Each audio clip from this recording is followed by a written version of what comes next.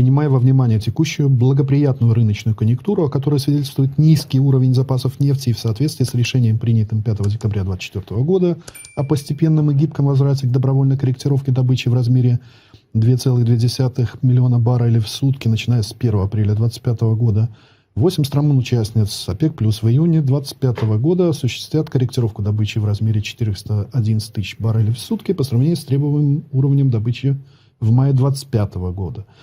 Это эквивалентно 3 ежемесячным увеличениям. Постепенное увеличение может быть приостановлено или отменено в зависимости от меняющихся рыночных условиях. Такая гибкость позволит группе продолжать поддерживать стабильность на рынке нефти. Ну и возможность компенсировать там, так сказать, то, что, допустим, Казахстан перебирал и так далее.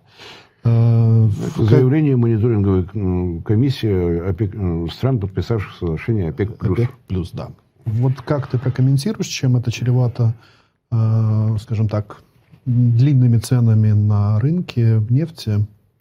Ну, во-первых, спасибо, что не зачитал первоисточник, а не всевозможных комментаторов из рейтерсов и прочих. Действительно, прозвучало именно так. ОПЕК плюс принимает решение, исходит из прогноза на спрос нефти в том же сообщении. Если дальше порыться, можно прогноз этот увидеть. Я просто зачитаю, благо ничего такого страшного нет. По итогам 2024 года мировой спрос составил 103,75 миллиона баррелей в сутки. Это просто факт. И дальше, вот, исходя из рыночной обстановки, исходя из базового показателя, ОПЕК плюс сделала свой прогноз по кварталам 2025 года. По прогнозу в первом квартале объем спроса должен был вырасти до 104,16, то есть стартуем со 103,75, вырастаем до 104,16 миллионов баррелей в сутки. Во втором квартале, который сейчас идет, спрос практически не должен измениться, по мнению ОПЕК+. В первом квартале 104,16, во втором 104,25. Ну, практически никакой. Третий квартал, если помните, начинается в июне. Это время массовых отпусков, время вот так называемого высокого спроса. И вот здесь ОПЕК+ ожидает скачок спроса. Во втором квартале 104,25 миллионов баррелей в сутки. В третьем квартале 105,35, то есть больше, чем на миллион баррелей. И в четвертом квартале там еще миллион в гору до 106,41. Если исходить из этого, то действие совершенно логично. Почему надо начинать в июне? Для того, чтобы во втором квартале удовлетворить спрос, который вырастет на миллион баррелей. Начинать добывать надо, ну, хотя бы на месяц раньше, чтобы то, что ты добыл, успело добраться до рынка тогда, когда вырастет спрос. Ну, вроде бы абсолютно логично, ничего выдающегося я здесь не вижу. Тем более, что прогноз ОПЕК+ показывает рост в 1,1 миллиона баррелей в сутки, а совокупная добавка составляет 411 тысяч, да. То есть, вот, где причина для истерики, я не очень понимаю. Многочисленные комментарии, которые мы видим в западных СМИ, которые мы охотно перепечатываем, во всем виноват Казахстан. Меня больше всего вот эта версия потрясает. То есть Казахстан обвинить в том, что цены на мировом рынке пошли вниз, это действительно иметь мозговой аппарат очень облегченного образца.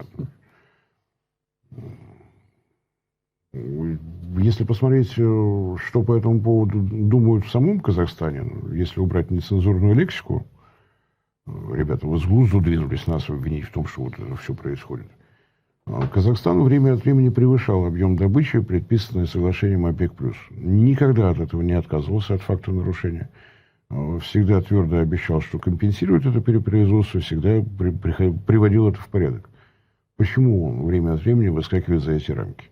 Если брать весь объем добычи в Казахстане, то подавляющее большинство – это 3 нефтяных месторождения: Карачаганак, Тенгиз, Кашаган, где действует соглашение о разделе продукции, где операторами выступают иностранные компании, где доля самого Казахстана порядка 20% в лучшем случае, то есть повлиять решением государства на вот эти иностранные компании, их названия известны, это и Chevron, и BP, и ExxonMobil, и вообще просто красавцы, прочие и не. То есть дать команду, Вот. Удобнее всех, конечно, в королевстве Саудовской Аравии. Одно королевство, одна Саудия Арамко. Надо увеличить объем. Захожу в соседний кабинет, с уважением здороваюсь, говорю, прикрути. Он говорит, хорошо, прикрутил. Выхожу за дверь, смотрю на новые рыночные показатели, возвращаюсь обратно. Можешь? Могу. Все. А здесь надо выйти кому-то на представителей этих компаний, объяснить, что происходит, с какой скоростью это надо сделать, откликнуться, не откликнуться, или начну собирать у себя совет директоров, там, голосование акциями. Гибко реагировать за счет малых месторождений, ну, это с технической точки зрения. Если на месторождении, где и так объем невелик, дергать объемы добычи, там, снижать в 2 раза, увеличивать в 3 раза, ну, можно просто скважину запороть, простите, за мой французский. Ну, это что касается Казахстана, чисто эмоционально. То есть поверить, что страна, где добывается, по-моему, сейчас 1,28 миллиона баррелей в сутки, может повлиять на весь мировой рынок. Слов нет. Что произойдет? Скачок в пятницу, то есть после того, как было опубликовано решение мониторинговой комиссии, мы видели. Сегодня с утра, ну, по крайней мере, пока в метро ехал, ставочки потихонечку возвращались. Обвалились на $1,5. Доллар уже отыграли, может, и дальше отыграют, может, нет. Сказать, что нужно нервничать в мае, период высокого спроса через месяц. Ну, давайте, прежде чем нервничать, будем смотреть на то, что происходит. Какие могут быть повышательные, понижательные тенденции. Может быть, торговая война, война пошлин, которая так нравится Дональду Трампу, сыграет действительно на снижение экономической активности. Но, может быть, его угрозы в адрес Ирана, введение пошлин, я не помню, там сколько, 100-500 тысяч процентов каждому, кто будет покупать иранскую нефть. Может быть, это сыграет. Но это поднимет цены. Может быть, Дональду Трампу за то, что он сумел снизить мировые цены на нефть, товарищ Си награду вручит. Или вручит. Одно из двух. Может быть, свое воздействие на мировой рынок нефти окажут те действия, которые мы видим в отношении американской нефти. Объявлено эмбарго на любые перевозки нефти и нефтепродуктов, произведенных в Соединенных Штатах. Хуситы, Йемен, они предупредили. Вы умудрились нанести удар по нашему нефтяному порту, ждите. То есть, вот где увидим, там утопим. Причем не ограничивая себя Красным морем, увидим в любом проливе возле Суэцкого канала, просто потопим. Предупреждаем. Лучше здесь не ходить. Может быть, это поднимет цены. Не знаю. Мне кажется, что достаточно иронично звучит, но одно удачное попадание, может быть, все сильно изменится. В общем, как характерно для человека, у которого в анамнезе четверть века жизни в Прибалтике, давайте не торопиться. Давайте не пытаться реагировать на любые заявления ОПЕК+, с какой-то паническим настроением. Вот сейчас при росте спроса, предстоящего во втором квартале, больше, чем на 1 миллион баррелей, добавят 0,4, и тут цены как обвалятся. А королевство Саудовская Аравия вот с утра в понедельник занимается наказанием Казахстана. Если верите Рейтерсу и прочим. Ну, упомянул Казахстан. Давай, наверное, последняя тема, которую мы с тобой успеем рассмотреть. Чуть южнее, Узбекистан. На прошлой неделе на уровне Министерства сельского хозяйства Узбекистана и Афганистана, и в том числе там Министерство водных ресурсов и энергетики, подписали важный договор о совместном управлении водным бассейном Амудари и справедливым и рациональным использованием воды. Это цитата с сайта Минсельхоза Узбекистана. Этим-то... Они могут... Да. Вот, документ не только укрепляет двустороннее сотрудничество, но и определяет будущие ответственные подходы к экологической устойчивости и трансграничным водным ресурсам Центральной Азии. В ходе визита были также достигнуты важные стратегические договоренности между двумя странами в сферах сельского хозяйства и торгово-экономических связей. Ну, насколько мы с тобой помним, да, вода в Центральной Азии – это достаточно важный фактор, который имеет непосредственное отношение к энергетике. И мы с тобой не раз говорили, да, что в советской Союз как раз в последние годы существования именно осуществил водно-энергетическую систему. Да, объединенная водно-энергетическая система Средней Азии, которая, к сожалению, проработала только год, как мы с тобой помним. Но вот на твой взгляд, насколько сейчас, много мы с тобой говорили об Афганистане еще когда о нем нельзя было... Можно было говорить со звездочкой. Со звездочкой, да. Но вот мы помним и канал, который Афганистан отводил от Амударьи.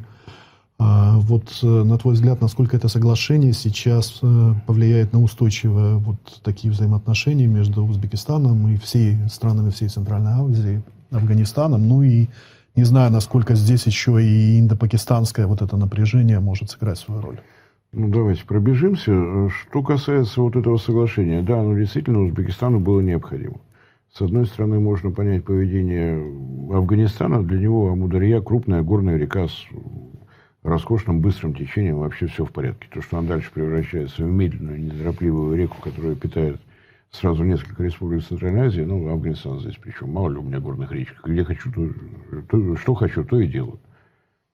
С одной стороны. С другой стороны, если Афганистан заинтересован, а я надеюсь, что он заинтересован в выстраивании добрососедских отношений, то вот это соглашение выглядит совершенно логично, потому что воду в канал можно отводить по-разному. Можно использовать на 100%, можно организовать водохранилище и регулировать сток по этому каналу. Я надеюсь, что задумаются. С другой стороны, то, что Афганистан идет вот на такое соглашение, я отслеживаю, потому что для меня Афганистан – это центр Центральной Азии. То есть ничего центрального не бывает. Для того, чтобы связанность нашего материка появилась, территория Афганистана просто необходима. По-моему, в прошлый раз мы обсуждали 3 железнодорожных проекта, которые там есть, и так далее. Для того, чтобы все это реализовывалось, в Афганистане должно наступить, наконец, спокойствие. Восстание, смена власти при помощи оружия, вот это должно уйти в прошлое. За счет чего этого можно достичь?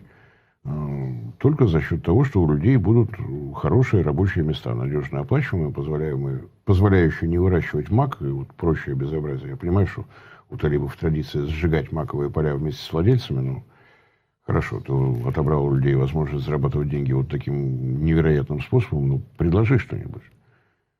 И, соответственно, это достаточно тонкий намек в адрес того же Узбекистана. Напомню, что электрификация Афганистана на день сегодняшний составляет порядка 30%. Все остальное вообще живет без электроэнергии. 21 век на дворе. Собственные выработки, то есть если брать за 100% потребления электроэнергии, 100% в Афганистане, порядка 30% собственная генерация, а все остальное поступает от соседей. И больше всего от Узбекистана. До 70% импорта электроэнергии пока еще осуществляется из Узбекистана, хотя есть свои планы у Туркменистана, и начатое уже строительство магистрального газопровода ТАПИ, Туркменистан, Афганистан, Пакистан, Индия, сопровождается еще и строительством линии электропередач. Туркменистан тоже считает, что ему спокойный Афганистан, с которым можно торговать, развивать какие-то двусторонние проекты, намного интереснее, чем Афганистан, с которым надо укреплять границу за счет бетонных сооружений всевозможных. Теперь вопрос, справится ли Узбекистан. Узбекистану выгодно это поставки электроэнергии на экспорт. Афганистану есть чем расплачиваться, у него есть товары, которые интересны для Узбекистана.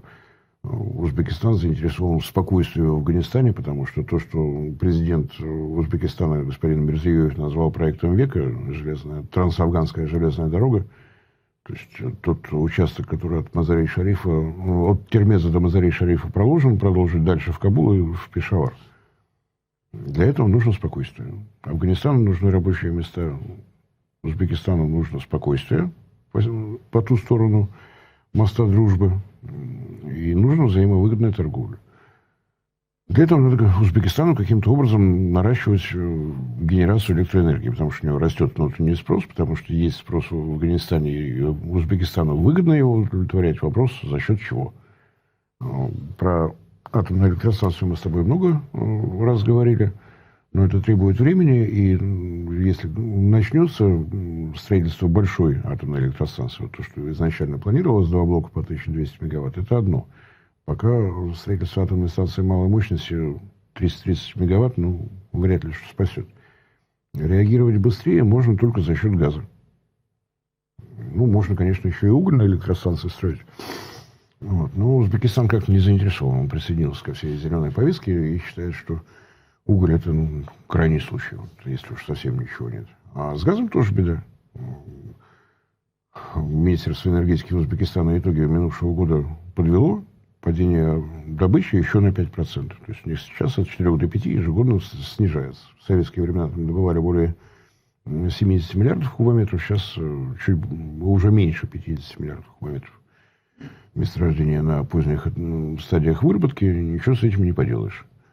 Для того, чтобы как-то вот эту проблему решать, в Узбекистане никто не охлаждает экономику, там нет таких серьезных специалистов, как у нас, экспертов, я бы даже сказал.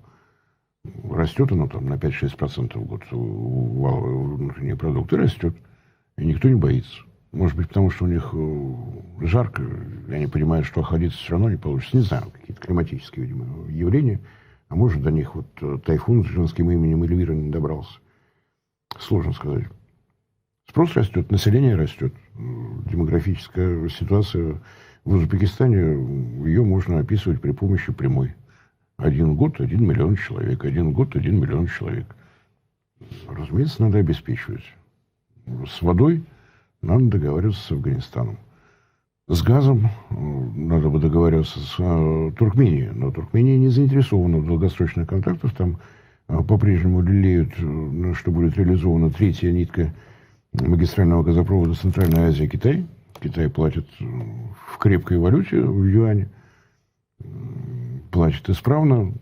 Китай готов финансировать строительство месторождения Галганыш, которое является ресурсным источником. Большое, красивое, славное, с серьезными перспективами. Оно геологически очень сложное. В эту 3-ю нитку предусматривается поставлять 25 миллиардов кубометров, и это значит, что надо расширять месторождение. И отдавать что-то из этого Узбекистану, а Узбекистан таких цен, как Китай, не предложит. И Туркмения, как близкий сосед Узбекистана, понимает, что руки выкручивай, не выкручивай, но чего нет, того нет. Упоминавшийся ТАПИ тоже по нему предусмотрено в том случае, если удастся достроить поставки еще 33 миллиардов кубометров. В очередной раз в этом году начал работать своповый контракт с Турцией. Туркмения поставляет газ в Иран, Иран поставляет газ в Турцию. Договор о таких поставках подписан давно, но он то работает, то не работает. 3 года назад поставляли до 9 миллиардов кубометров, в этом году, например, рассчитывают до 1,8. Но опять же, это Иран. С ним всегда можно договориться, ну и так далее. Вопрос, что делать Узбекистану? Действия Узбекистана нам известны. Будут наращиваться поставки газа с севера. Сейчас время такое, когда надо все говорить максимально обтекаемо. С севера откуда-то там. Бог его знает. Известно, что подписан договор, и он действует о поставках газа из России на 3 года по 2,8 миллиарда кубометров газа в год. Вроде исправно выполняется, но, разумеется, внутри вложенный договор о транзите с Казахстаном. Казахстан о том, что надо все скрывать и утаивать, видимо, забыл в какой-то момент. В конце концов, деньги за транзит получает. Чем стесняться? Мне платят, я молодец. Вот он отчитался, что в прошлом году прошло больше 5 миллиардов кубометров. Так получилось. Куда прошло, никто не знает. Узбекистан не признается, Газпром молчит. Все молчат, газ куда-то идет. Нормальное состояние. Будет ли это сопровождаться строительством новых газовых электростанций? Да, будет. Успеваем ли мы стать участниками проекта строительства новых газовых электростанций? Нет, не успеваем. То есть Узбекистан расширяет возможности поставок, расширяет свою распределительную сеть, мы поставляем газ, электростанции строят турки. Почему мы опаздываем? Для чего мы опаздываем? Почему мы не предлагаем собственные проекты электростанции? Было бы логично. Наш газ, наша электростанция, можно договариваться о цене, потому что маржа просто получается двойная за сам газ и за электроэнергию. Нет, мы о чем-то думаем, о чем-то размышляем.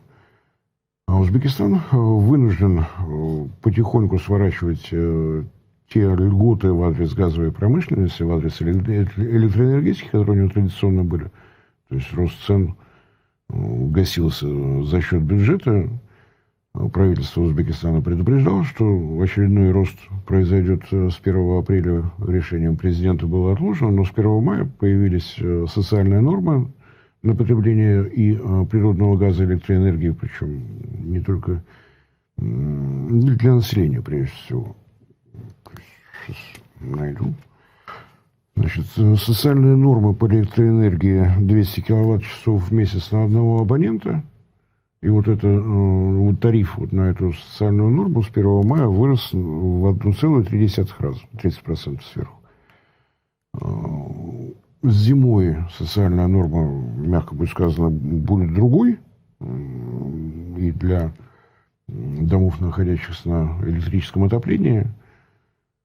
Но это пока вот на летний период. Лето в Узбекистане длиннее, чем зима. Фантастика. Есть такие места, где в мае снег не идет. Представляешь? Социальная норма по газу 100 кубометров в месяц на человека. А в зимнее время 500, потому что многие дома на газе как-то, на источнике тепла. Повышение в 1,54, то есть 54% сверху. Это не потому, что правительство Узбекистана намерено собрать как можно больше денег с населения и из бизнеса, это потому, что растет доля импортируемого газа. Объяснять «Газпрому», что мы хотим, чтобы вы не просто поставили газ, а еще и приплатили, ну, как-то несерьезно.